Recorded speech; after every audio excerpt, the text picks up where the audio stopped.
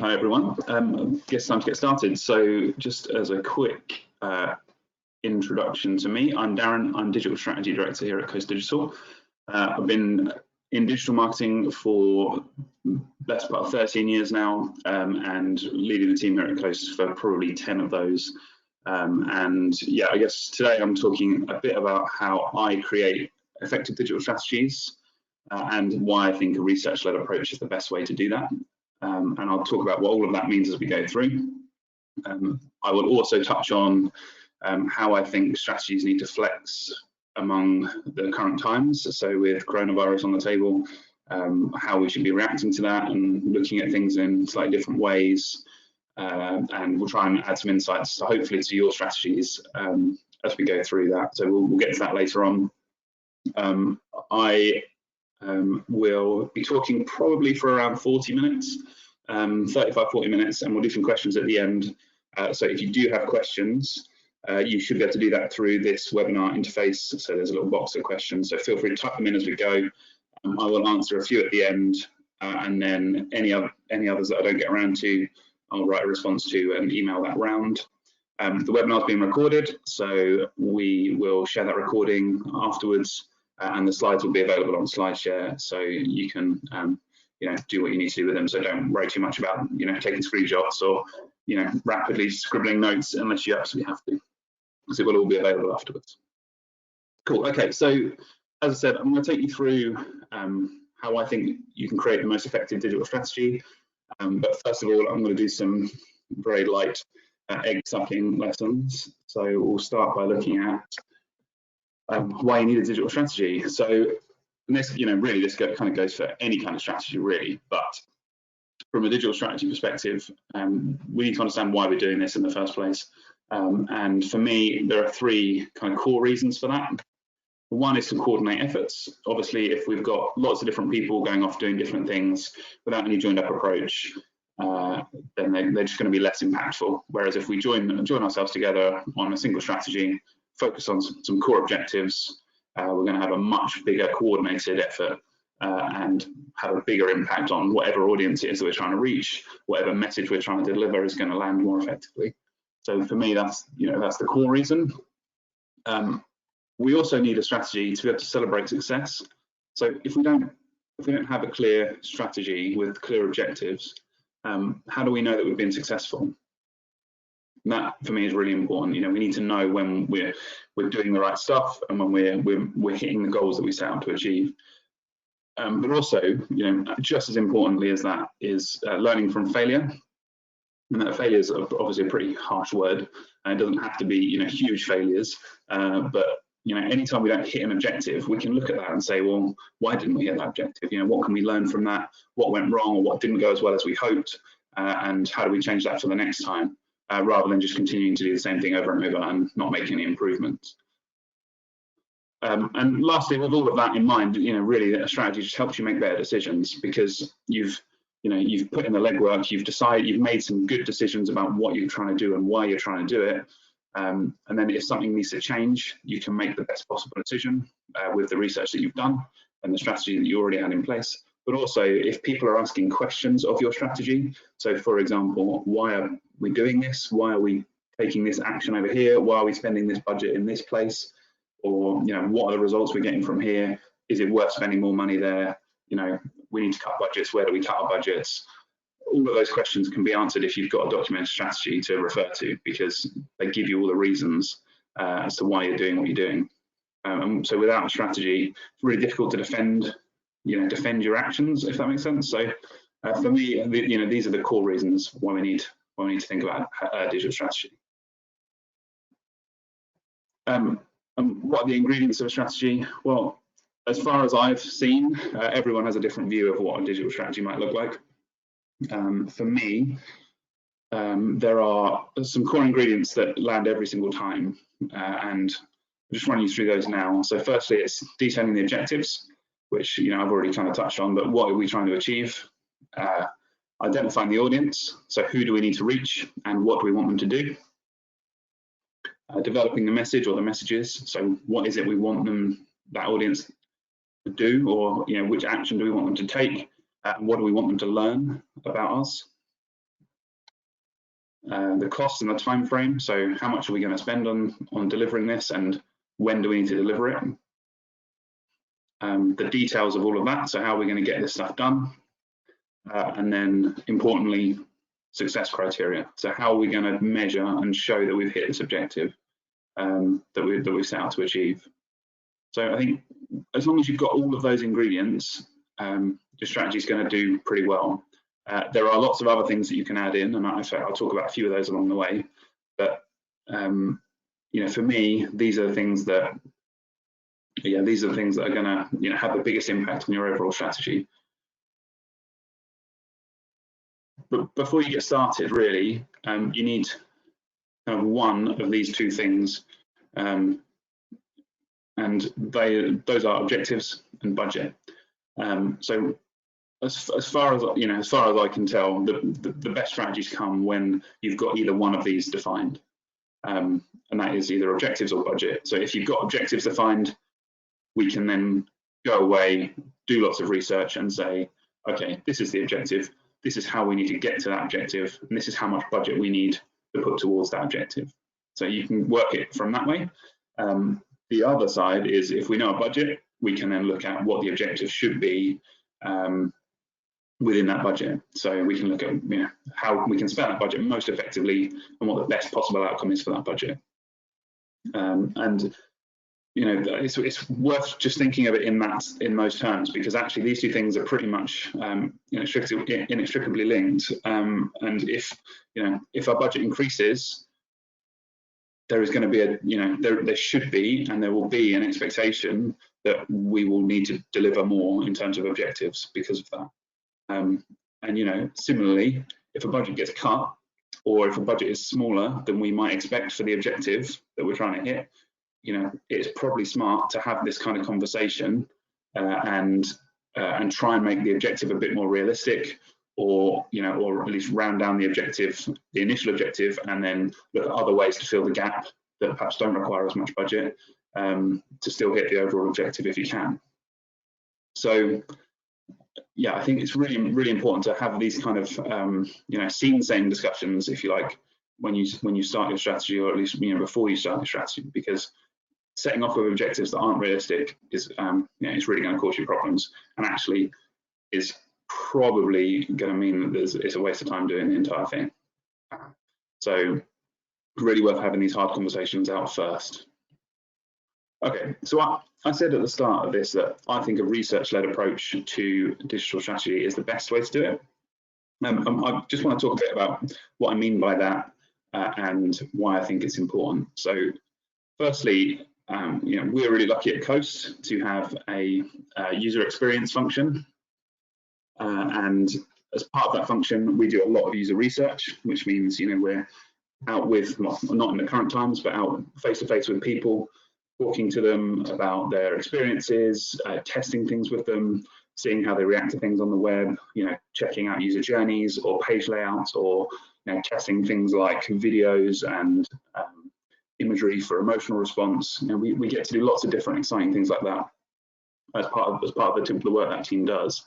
But one of the things we've found as we've developed that team over the last few years is that the insights that they get from the users, so essentially the customers and the clients that we want to go out to as marketers, really feed nicely into our marketing strategies, because they will tell us what their challenges are, what their worries are, the decision-making processes they're going through, all of those pieces of detail. And actually that just feeds perfectly into a digital strategy, because we can then refine our positioning and our messaging to make sure that we're answering those needs and requirements. So the other good thing about doing research is it removes any "well, I think this" from stakeholders around the business, because you've actually heard it from the horse's mouth. You've spent your time learning about this stuff from the people that matter, the customers, the clients, and you're able to placate some of those opinions that sometimes can derail a strategy or a discussion around a certain part of the strategy. And really we're bringing it back to fact rather than opinion, which is what we need. So when it comes to research, we come at it from 3 different areas. I talked about users already. Obviously, users play an important role in our strategy, right? They're the people that we're probably going to need to reach out to, that we're going to need to push messages to, that we want to take a certain action, whether that's buy a product or sign up to a service or become a lead or whatever it might be. But they're the kind of core part of this. There are 2 other areas that we also think are really important. So one is the business itself. So for any strategy, we need to understand the business that we're working with. That is, we need to understand them. We need to understand, what's happening within the business. Are they launching new products? Are they, being affected by any legislative changes? Are there other things happening in their environment? Like, are there new competition coming out that have a better offer? Or, are there things that need to change within our offer to match the current market? So all of those things we need to work out, as well as, what are the current, positioning and messaging statements that we can go out and promote. And then, and the third part on here is data. So, data is a huge factor in our research. We can pull a huge amount of detail from things like website analytics and CRM records, where, just to help us learn about the audience themselves, who they are, what segments they might fall into, how they behave, some of the journeys that might be most useful to us, what the business pipeline looks like currently, how well educated the users are, all of those things we can pull from data. And if we ignored that, we'd be coming at this in a much less educated way. So I think really what we're looking to do here is pull insights from the business itself, any data that the business sits on, and then research with the users as well. So talk to users through a few different methods, which I'll come on to in a sec, but try and draw out as much information from our users as we possibly can to make sure that we can shape our strategy in the best possible way. So how do we go about researching with users? And obviously right now in the current times with social distancing, we have to make some changes. So a couple of these things, we can't do in the current climate, but we obviously have done in the past and will do in the future. But research comes in a few different forms, and it can start at a quantitative end, which is lots of numbers but less detail. So lots of people and less detailed answers, right the way through to qualitative research, where we're spending time on individual pieces of research with individual people, and doing less of those, but in a much more granular detail, and finding out much more detail about specifics that we might have learned through our quantitative research. So how do we go about doing that? Well, the simplest thing really is a survey or something like that. And we've probably all done surveys to try and inform us on something or other, whether that's how good the service has been from your business, or how satisfied they are with the product, or those kind of things. But we can use surveys for all kinds of different things, and it can be down to what their biggest challenges are with a certain thing or a certain service that they're using, or what are the things that will make them renew a subscription to a service, or we can ask any types of questions in a survey. And really with this, the more people we can send a survey out to, the better the outcome is going to be for our research. So really, we look at segmentation of an audience, breaking down into a few useful chunks, and then we pull out as much information as we can. With surveys, we might sometimes incentivize them if we need to, just with vouchers and things like that, just to get responses if we're struggling. But usually we don't even need to worry too much about that. People like to fill out surveys. It's just a built-in thing. If we ask for feedback, a lot of the time we get it, which is great. One of the things that sometimes works even at a really basic level is just a poll on the website. You see those little pop-ups that happen on a regular basis when you're on a website for a little while, and they might ask why you're there, or have you found what you're looking for. Those kind of things can work really, really well, because then you can elaborate on those questions and dig into what they were looking for and why they haven't found it. But that's a really good starting point. Obviously that gives you numbers, but it doesn't give you a lot of detail. And then what we then need to do is look at how do we get the detail. So a lot of our research is done over the phone, so remotely. Obviously we can continue to do this at the moment. So what we might do with our survey is, as a last question, just say, would you be interested in helping us further with our research? Place your phone number in here for a follow-up call. Any people that we get a phone number from, we might give a call and just ask in a bit more detail and talk in a bit more detail around some of their answers to try and draw out more insights that will help us in our strategy. One of the ways that we can also do this is via a focus group, and focus groups are great for covering lots of different things like service development and proposition development, testing products, or looking at new website layouts or wireframes or sitemaps and those kind of things. They're really good for all this kind of stuff. However, one of the things with a focus group is you do often get led by the loudest person in the room, and we do have to be aware of that. So they certainly have a place, but I would say use them when they're useful.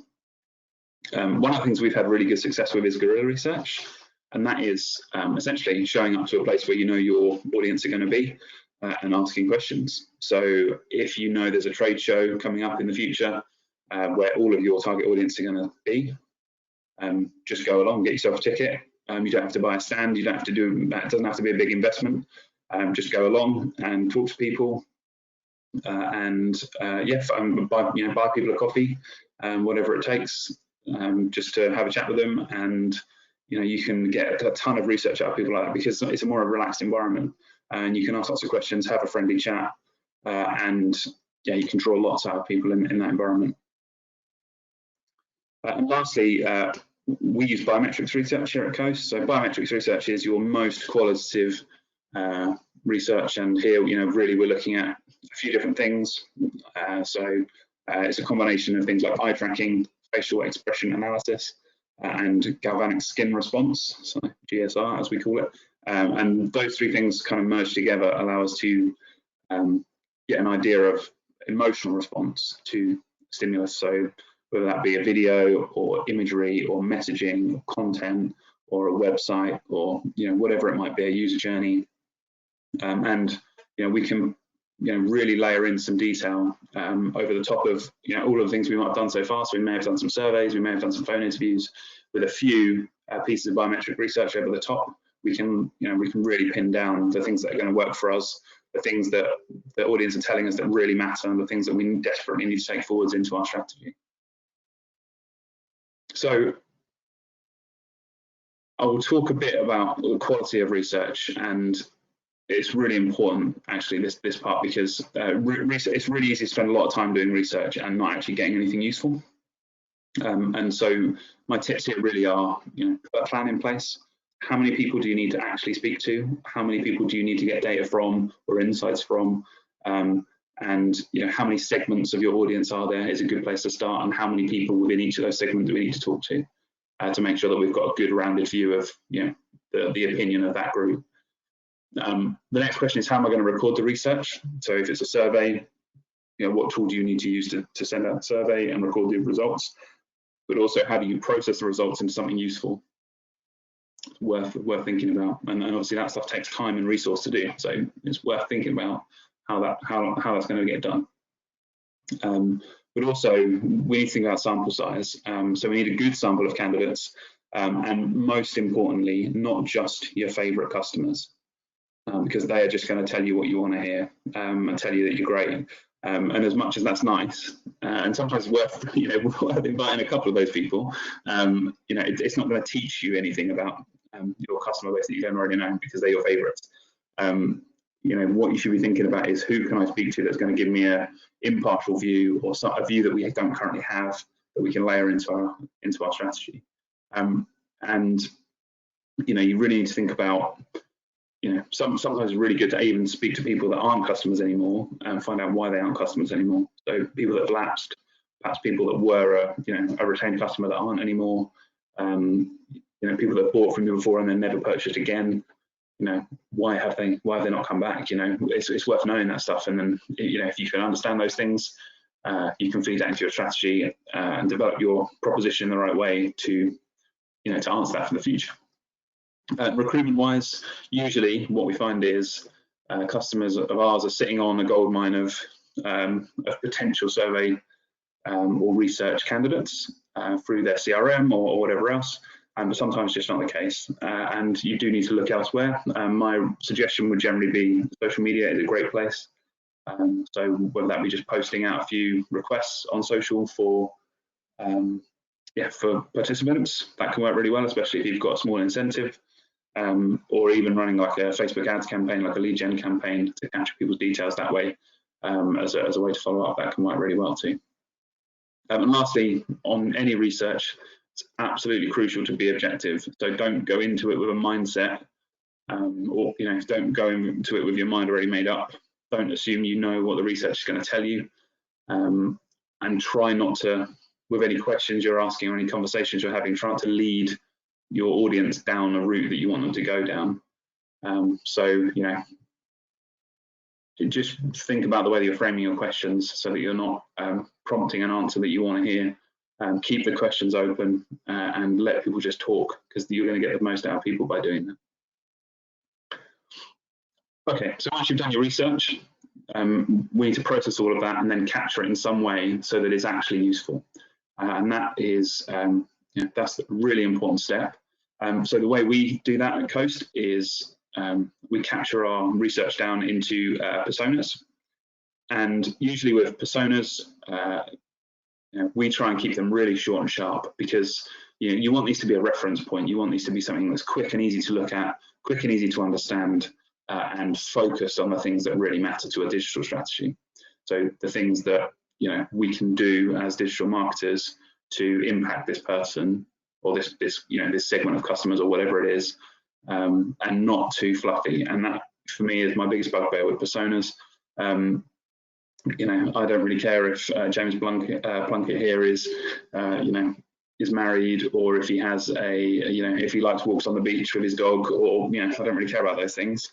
Unless I'm selling him dog food, in which case I might care. But in this case, we're selling wine, so really that those things don't really matter to me. What I'm interested in is what he's looking for right now, and how I can serve his needs best. So that's what we've tried to capture here. So we look at essentially the goals, so what they're trying to achieve, what their mindset is, so what their motivations are, and then the ways we must try and interact with that person and the things we must avoid. So we want to try and deliver the best possible experience for each of our audiences. And this is a really good way to capture that in a short, sharp, easy way to reference document. So once we've done that with each of our audience segments that we've found from our research and captured all of the needs and the motivations of our users, we can turn to our positioning and messaging and see if it actually does the job. Positioning is a really interesting one, and we've all been to websites where you look at a website, or you read a few pages, and actually you still can't really work out what they do, because there's a lot of business speak, and buzzwords and whatever else, and actually to an end user, the thing they're really looking for is is going to be much more simple. And actually, if we can be really clear about that, and show the user that we're meeting their motivation, and can fix their challenge or whatever it is they're looking for, in a really quick and effective way, they're much more likely to become a customer. So for us, the first step is look at positioning. So just be really clear. Come up with an elevator pitch that is really going to land with each of the target audiences we've defined, and why the service really matters to them, or why it should matter to them, or why the product really matters to them, or how it will make their life better. And be really clear about that stuff. And then from a messaging point of view, it's really just worth spending time, looking at what all the messages are that support your positioning statement. And most importantly, not just saying words, but trying to back up those messages with fact. So in this example here, this first column, we have a selling point of hand-holding, which is focused on, this was from a client that had a quite complicated sales process, quite complicated technical frameworks that their customers had to navigate through. And so their core competency was actually hand-holding their clients through that process, taking away the stress of the complex frameworks and making it really easy, right? So that's a really great message. But it's easy to say that, but actually, how do I prove it? And that's really what we want. So we look at building out these proof points underneath. So from a hand-holding point of view, what can we deliver that prove that we are good at that? So it's things like case studies, demonstrating our bespoke approach, and the wealth of technical engineers that we have working in our pre-sales team. We have a really robust project management function that really understand the frameworks too. All of those things we can kind of use to back up our message, and that's something that doesn't get thought about enough. It's easy to say words like, we're market leaders, but are you market leaders, and can you prove it? That's something that's really important to do, because if you can back yourself up, your message is going to land a lot harder. Okay, so we're now at a place that we're through our research, we've defined our objectives, we've created our personas, so we know who our audiences are, and we know what we want to say to our audiences. The next part is trying to work out where we can find them and how we can deliver those messages to them in the digital space. And there are lots of different ways we can do that. I generally break it down into these three kind of core areas. So the first is data. I'm a big data geek, and I think anyone that knows me will tell you that. But for me, data is a huge, as I referenced earlier, a bit of a goldmine for opportunity analysis. So we're looking at things like audience data in the web analytics, so Google Analytics or something like that. We want to find tons of data in there that might help us back up our personas, but also we might be able to find our personas in there. So looking on the website and the performance of the website, if we can use some of those traits that we found to highlight those people in our Google Analytics platform, we might be able to see, actually this part of the journey is working really well, this part of the journey isn't working really well for this audience. How do we change this part of the journey to make it more effective based on our research and our personas? So that stuff can be really, really worthwhile doing. But also, CRM data is absolutely vital to any of this. Looking at what data is available in the CRM or whatever it is you might have seen, sometimes still a spreadsheet. But if you've got CRM, looking through that, understanding the type of customers that you have, what their value is, the lifetime value, where there's upsell and cross-sell opportunity, where you've got prospect lists, what you can do with them, what they're opted into. There's tons of different ways to drill into that data and use it as part of this process. So we're looking really to get an idea of numbers. So how many prospects do we have? How many customers do we have that we can talk to about another service or another product? Let's try and narrow that down, and we can really potentially segment it against our personas too. The next one is competitors, which really it's just a case of understanding what's out there. We've done our positioning and our messaging work, so we know we've got a really strong proposition, and we've really got strong messages that we can push out to our audiences. So how does that sit against the competition? Where are the gaps that perhaps no one's targeting yet? How can we get our messages out there? But also, what are the competitors doing that are good, and what competitors are doing that might cause us a headache by being really good, and getting a really good understanding of that, because we can obviously at this stage we can still refine what we're doing to make sure that it fits and has a really strong sell. And then lastly, the marketplace. So we want to understand where people are out in the wild, and there are tools available to us that will help us do that. There are tons of tools out there that will help us do that. And I'm not selling any tools today, you'd be pleased to know. But there are some free tools that are out there that really help just frame some of this stuff, which I'm going to talk through now. So the first one is Google Trends. Hopefully we've all heard of Google Trends. Essentially, it's just a way to compare interest in a certain thing over time. And this is data from Google. Now, it doesn't give you specifics about volume. It doesn't tell you how many people have done this or done a search for this term, or how many people are interested in this specific thing, because it rationalizes everything on a 0 to 100 scale. But what it does do is let you make comparisons and let you see seasonality.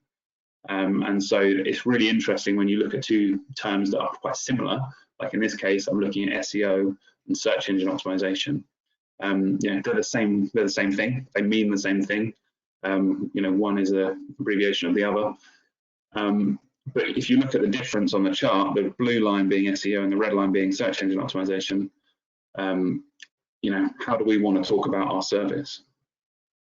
Well, if we went down the route of talking about search engine optimization and not the abbreviation, we'd be missing out on a ton of opportunity there, because the blue line is much higher and is growing, where the red line is just pretty much minimal and flat.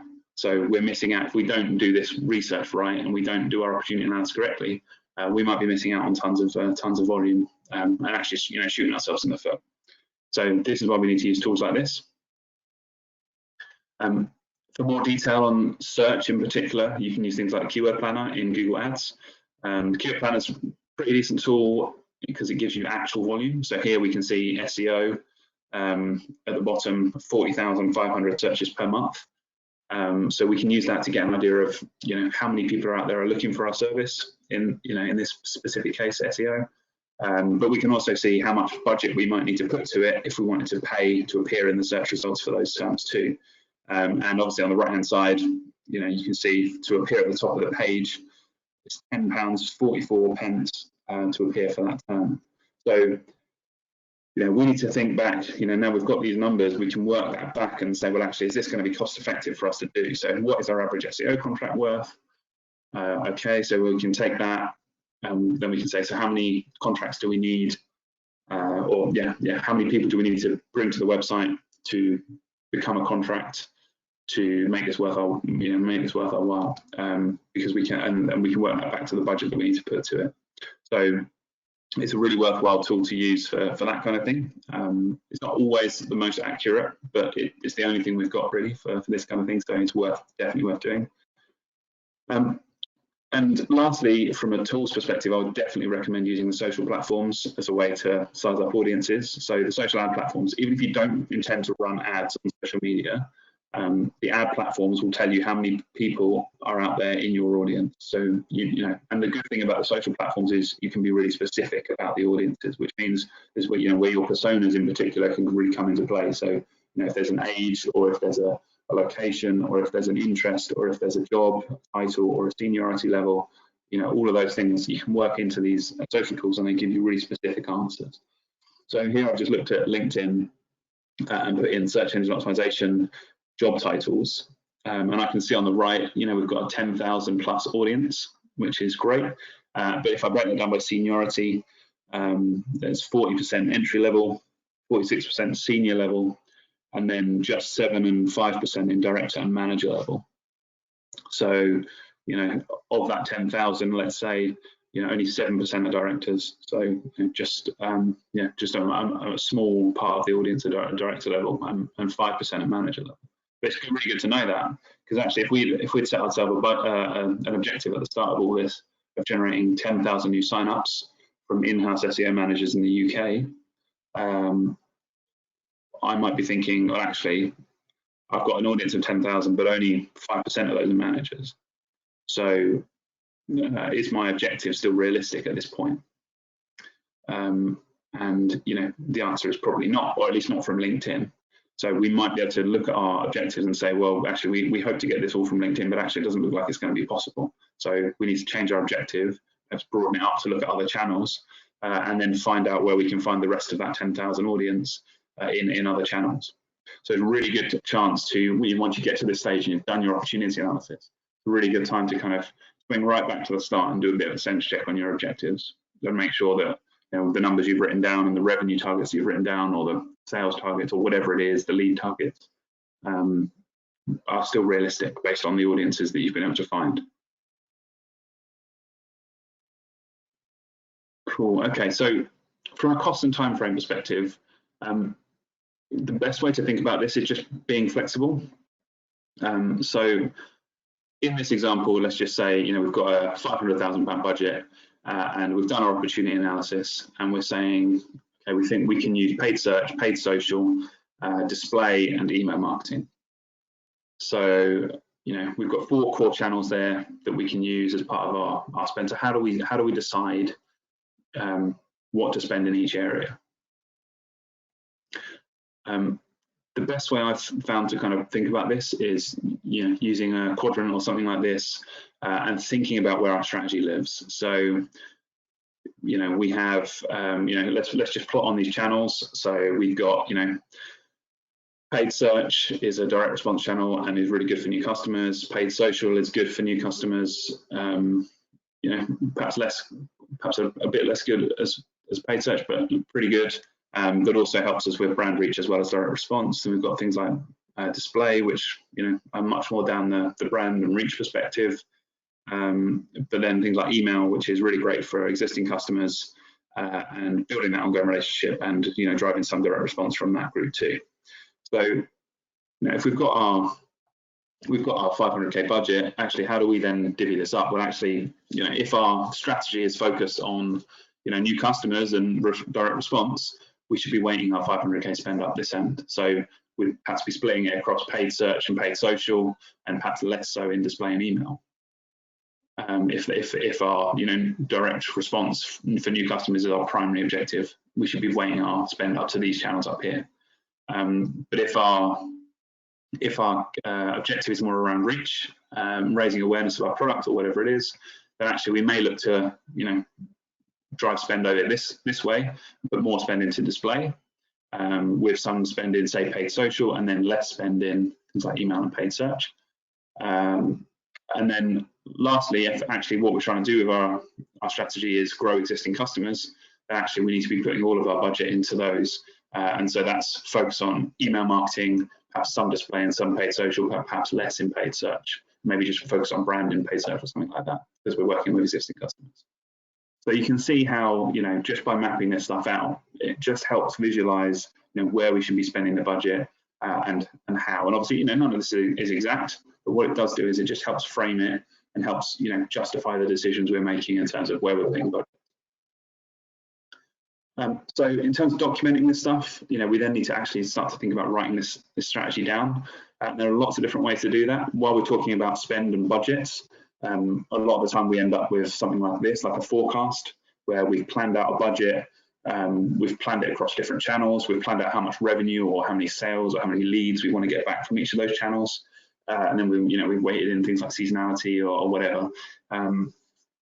But this is quite a detailed way of handling this stuff. And if you're a numbers-driven organization or you've got really hard numbers to hit, this is a really good way to do it, because it shows how you're going to lay down your budget across the year, in which channels and where you think your results are going to come from. This is a really good way to do it, because then when you get to the end of the month, you can say, well, actually, our PPC did really well, it overachieved, but unfortunately our social didn't do as well as we hoped. So we're going to spend our time looking at that this month, working out what we need to change, and then coming back at it, and hopefully we can get to the target next month. But again, without having this down on paper, it's really difficult to put that context against the result. The other thing you can do is, something perhaps a little bit less, numbers focused, and focus more on, action. So one of the things that we do is create these, these kind of 3-month plans or 6-month plans or whatever they are, and actually they're just focused on action. So, what do we do in the first 3 months? What do we do in the next 3 months? And those kind of things. And actually, this in this case, we're working with a client to actually make their digital presence competitive enough to compete in the digital advertising space. And actually, really the actions were focused on, improving our digital presence enough to a place where actually spending budget to advertise it would give us a good enough return.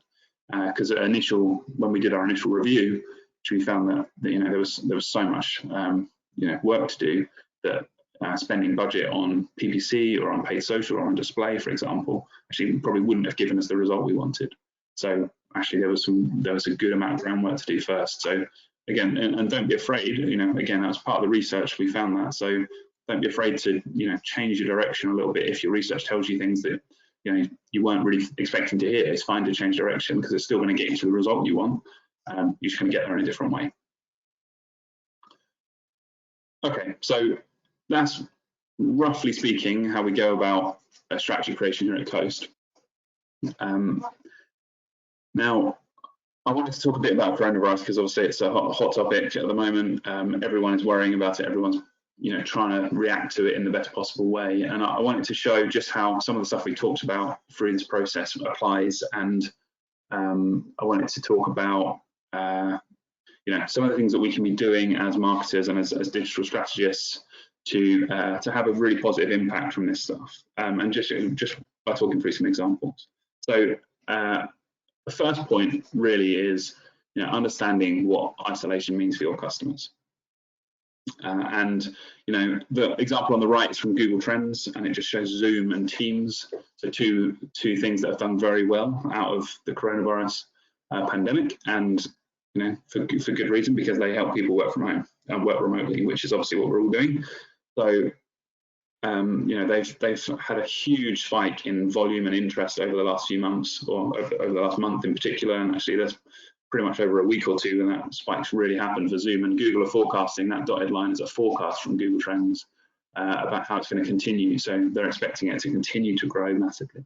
So so Zoom can do a really can do really well here, and they obviously are doing really well. But without reacting to this in the way that they have done, they might have missed out on a huge opportunity. So it's really important that we understand what isolation means for our customers. So again, if we've done research in the past, it might be a good time to call that up and see if there's anything in there that we can pull out that actually is really relevant now. And if not, maybe it's a good time to send out a survey or ask people how they're coping, or if there's anything relevant to your service or your products that actually matters to people at this time. Something like the New York Times, for example, has dropped its paywall on all coronavirus stories. So obviously, usually their website, they just show their content to paid subscribers. So they've dropped their paywall for COVID-19 content, and that essentially allows them to reach a bigger audience with their content, while they know people are going to be looking for this stuff. And obviously, they're going to be hoping that the quality of their journalism stands out to people. But when this rolls around, they'll be looking to close that down a bit more and hopefully get some more subscribers, I'm sure. And that kind of reverts to what I was just saying, which is about don't be afraid to change tack. If the research tells you something we don't expect you to hear, or if you're, in the short term, things change really rapidly, like coronavirus. If you're a restaurant, for example, shutting down all restaurants is going to have a big impact on your business. So what do you need to do to change tack? And just thinking about that and not being afraid to change what you're doing. So as a good example of that, there's a distillery down in Bristol that was making gin. Local distillery are doing really making craft gin, so obviously really popular anyway. They decided to switch production from gin to hand sanitizer, knowing that there's a huge demand for it. But what they decided to do, not just as a business, thing, but as a goodwill thing, they decided to essentially just sell the hand gel to people for donation to the local children's hospital. So it's a really fantastic, really fantastic thing that they're doing, and and they've had demand shoot through the roof, basically for this hand gel, and people like care homes and hospitals actually getting in touch with them. Actually, they aren't able to meet the demand. So it's a really great thing. But on a more corporate note, Disney are doing a similar thing with their Disney Plus subscription program at the moment. So they've swung forward the release of things like Frozen 2, so dropping their own DVD sales, knowing that people aren't out buying DVDs and that they're watching Disney Plus instead. So if they can bring that forward onto Disney Plus, the likelihood is they're going to get more subscriptions from it. So all of this stuff is really interesting, and there's definitely definitely a good time to look at what's happening and changing if we need to. We also need to show support and goodwill where possible. So I mentioned the distillery, but also things like airlines waiving their fees for changing tickets or making tickets flexible when they weren't before, or things like banks and lenders offering holidays on loans and things like that.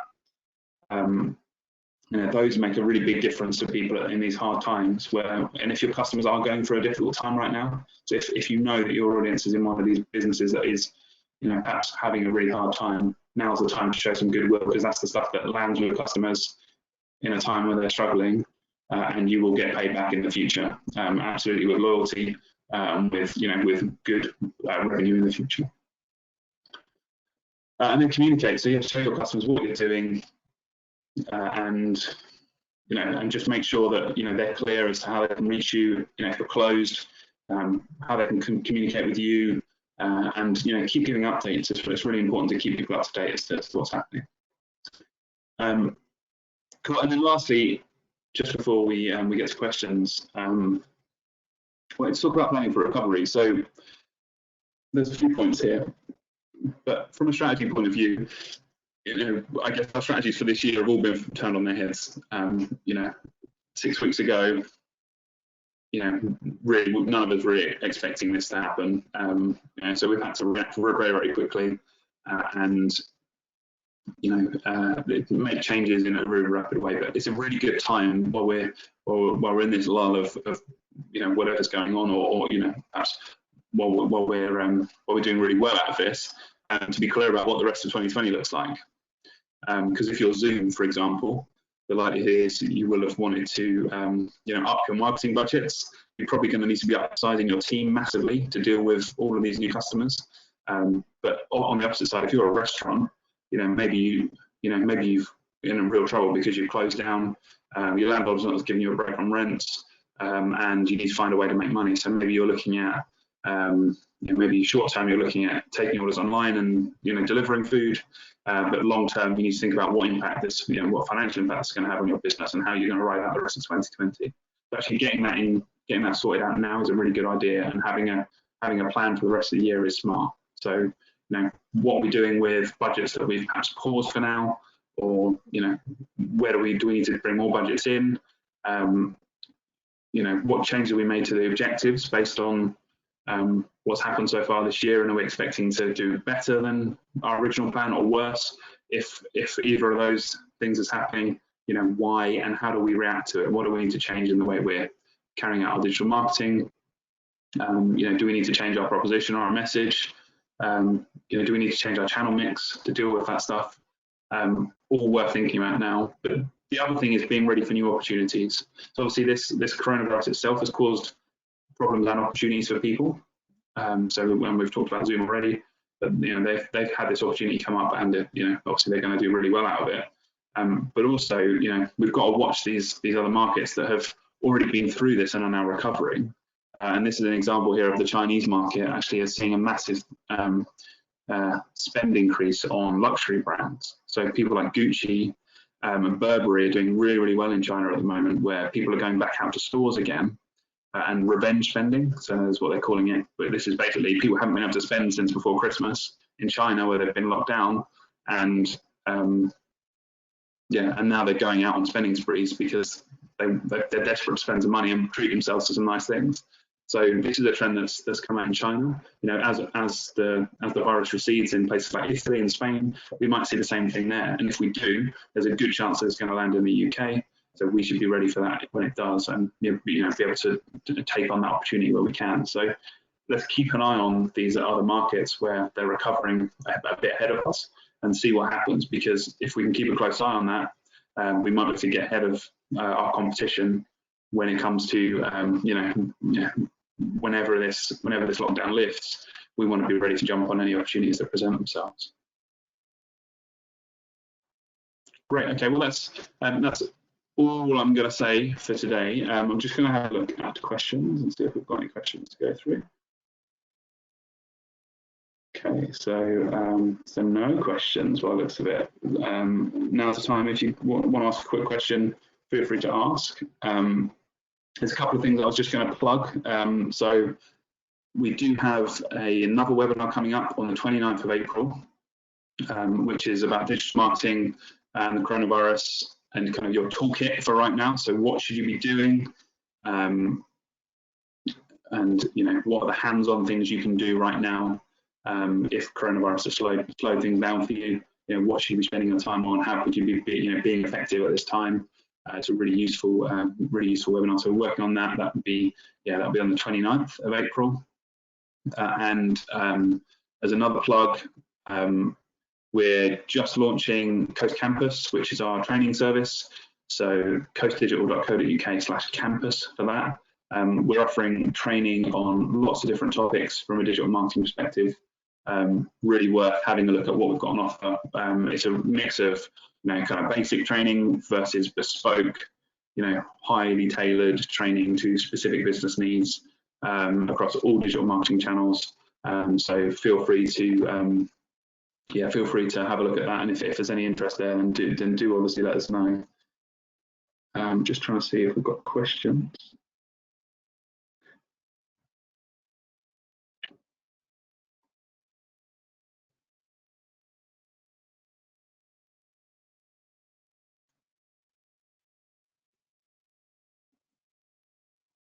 Okay, so one of the questions here is what can charities offer people at this time?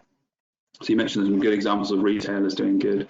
Yeah, I think so. From a charities perspective, you know, when I think with things going on at as they are at the moment, people generally feel like they want to help and they want to do things. For, you know, they want to do good things, and that goes for businesses as well as just people in their own lives. And you know, now's a great time, I would say, for to get into people with fundraising ideas, and you know, whether there are things you can do from home in particular that you can do to raise money for people. You know, one of the guys in our team did a 12-hour static cycle over the weekend to raise money for the NHS, which is a really great thing. But he did that off his own back because he's got nothing better to do. So this is it's a great time for charities to prompt people that are stuck at home, that are a bit bored, to try and raise some money for charity. So definitely a really good time for that.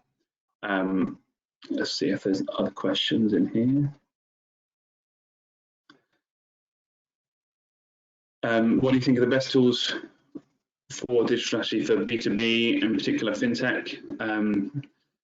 So B2B wise, LinkedIn is generally a really good tool, both from an advertising point of view and also from a content and a sharing perspective. The advertising tool itself is really great for finding people, so finding audiences, and understanding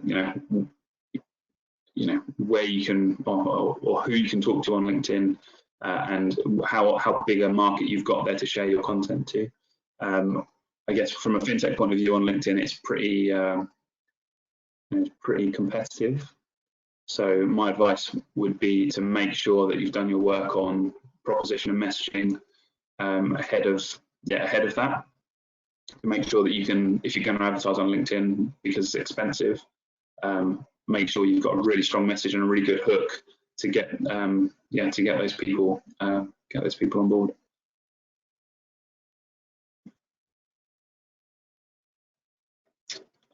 Cool. So I'm just going to do one more question, and then I'll try and write responses to the other ones. So one question is, any advice for colleges throughout this period? So yeah, I mean, colleges is a tricky one. Obviously, with people kind of sent home, and most schooling stopped, especially, and that's obviously a difficult time. I guess the recruitment process for the next year is just about to get underway again, and that doesn't really stop. The colleges and universities still need to push on and do what they do, which is get applications and promote their courses and do all the things they do, and hopefully by the end of the summer we'll start to see a light at the end of the tunnel in all this, when schools go back and those kind of things, but obviously we don't know that. So but I guess for the time being, colleges need to push on as they are, and get the materials out to people in a way that they can access them. So not through their college or not through their school, but perhaps online, in a digital format some way, perhaps sharing on social or whatever, but making sure that people still have access to all the content and materials to make the choices of where they want to go, and and be able to understand the courses on offer, I think is really important. Cool. Okay, I think that is all the time we've got for today. So I'm going to wrap up. So thank you everyone for coming along. Like I said, we'll share links and share recordings, and there's a link to SlideShare so you can get slides. Yeah, we'll follow up with that shortly. So thanks very much, and don't forget to check out our next webinar and coastdigital.co.uk/campus. Thanks very much.